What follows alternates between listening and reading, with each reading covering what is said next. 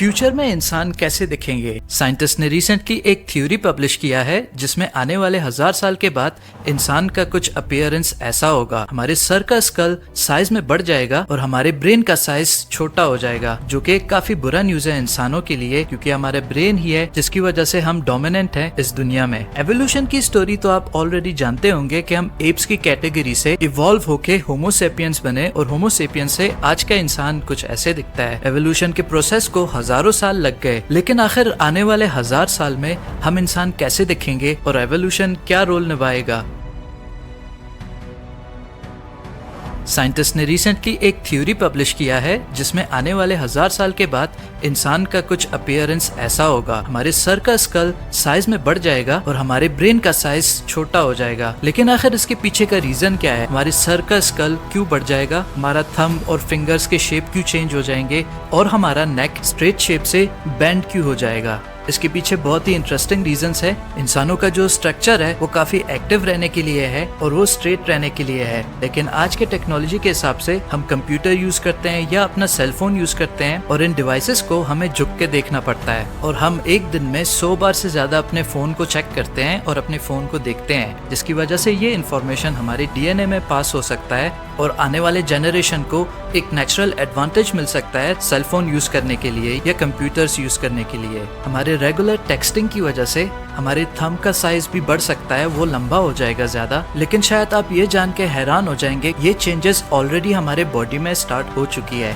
आज के टाइम हमारा नेक उतना स्ट्रेट नहीं है जितना हमारे एंसेस्टर्स के हुआ करते थे और आज के टाइम में इंसान का ब्रेन भी साइज में काफी छोटा हो गया है हमारे एंसेस्टर्स के कंपेयर में। ब्रेन के साइज के छोटे होने का रीजन काफी इजी लाइफस्टाइल है, क्योंकि हमारा टेक्नोलॉजी इतना एडवांस हो गया है। मोस्टली हम अपना काम टेक्नोलॉजी के ऊपर डालते हैं। आज के टाइम में किसी को भी किसी का फोन नंबर याद नहीं रहता, क्योंकि वो हमारे सेल फोन में ऑलरेडी सेव कर चुके हैं हम, और उसकी हमें जरूरत नहीं है कि हम उस फोन नंबर को याद रखें। लेकिन हमारे पेरेंट्स और ग्रैंड पेरेंट्स के टाइम में फोन नंबर उनको याद करना होता था और उनके टाइम में जीपीएस जैसे फैसिलिटी भी नहीं था और उनको अपना ब्रेन को यूज करके सारे एड्रेस को मेमोराइज करना होता था। अगर आप अपने स्टडीज पहले कंप्लीट कर चुके हो तो आपको याद होगा उस टाइम में हम अपना होमवर्क खुद करते थे और बहुत सारी चीजों को हम मेमोराइज करते थे। लेकिन आज के टाइम में न्यू जनरेशन के लिए एआई काफी एक हेल्पफुल रिसोर्स है उनके होमवर्क को कंप्लीट करने के लिए, और चैट जीपीटी जैसे एआई सोर्स जो आज के जनरेशन के लिए काफी इजीली अवेलेबल है, एक इम्पोर्टेंट सोर्स बन चुका है असाइनमेंट्स को कंप्लीट करने के लिए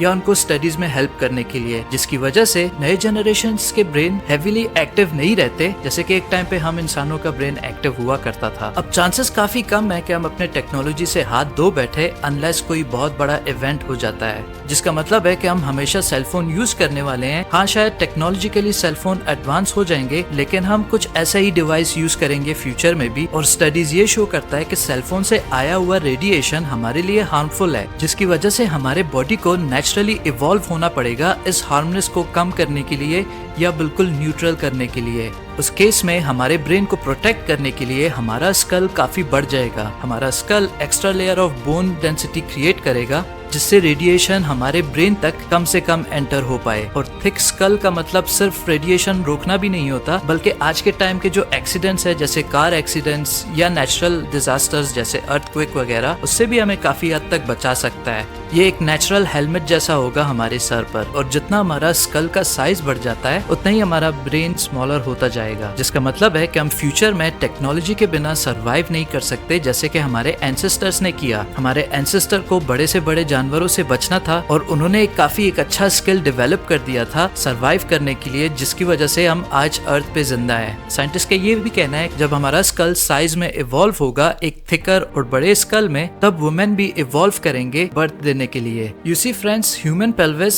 डिजाइन हुआ है हमें स्ट्रेट फॉरवर्ड रखने के लिए, जिसकी वजह से हम कंफर्टेबल वॉक कर सकते हैं सिर्फ 2 पैरों पर। लेकिन फ्यूचर में जब हमारा स्कल बढ़ जाएगा तब ह्यूमन पेल्विस इस चीज को सपोर्ट नहीं कर पाएगा कि वो बच्चे को जन्म दें। इसके लिए साइंटिस्ट 2 थियरीज लेकर आए हैं। या तो वुमेन नेचुरली इवॉल्व हो जाएंगे बेबीज को बर्थ देने के लिए, जिसका मतलब है उनके पेल्विस का शेप चेंज हो सकता है, या तो हम इसको टेक्नोलॉजिकली मॉडिफाई कर सकते हैं। और बीबीसी के रिपोर्ट के मुताबिक सबसे सबसे बेस्ट ऑप्शन होगा बेबी को बर्थ देने के लिए एक पाउच, सेम वैसा ही पाउच जो कैंगरूज के पास होते हैं। आने वाले सालों में जब टेक्नोलॉजी काफी एडवांस हो जाएगा तो साइंटिस्ट जेनेटिकली ह्यूमंस को मॉडिफाई कर सकते हैं और उनको एक पाउच दे सकते हैं जहां बेबी ग्रो कर सकता है और जन्म ले सकता है। ऐसा करने से ह्यूमन का पेल्विस सेफ रहेगा और हम 2 पैरों पे ही वॉक कर पाएंगे। अब पाउच क्रिएट करने के लिए सिंथेटिक सेल्स हमारे बॉडी में इंजेक्ट किया जाएगा जो हमारे बॉडी के अंदर जाके हमारे सेल का शेप चेंज कर सकता है। एक कंपनी है जिसका नाम इमिक्स बायोफार्मा है, उस कंपनी ने ऑलरेडी एक सिंथेटिक सेल बना लिया है जिसका सक्सेस रेट 99% है और कई सारे पेशेंट्स पे ये आजमाया भी गया है। अभी के लिए तो ये सिर्फ डिजीजेस से लड़ने के लिए बनाया हुआ है, जिससे ये सिंथेटिक सेल हमारे बॉडी में जाके एक खतरनाक सेल जो जानलेवा बीमारी क्रिएट कर सकता है जिसका नाम है AL एमोलाइडोसिस, उसको टारगेट करके पहले उसके एक्स्ट्रा प्रोडक्शन को रोकता है और फिर उस एक्स्ट्रा सेल को वो वीक करके खत्म कर देता है। AL एमोलाइडोसिस अब नॉर्मल प्लाज्मा सेल की वजह से क्रिएट होता है और ये एक ऐसा बीमारी है जो कि बहुत खतरनाक है।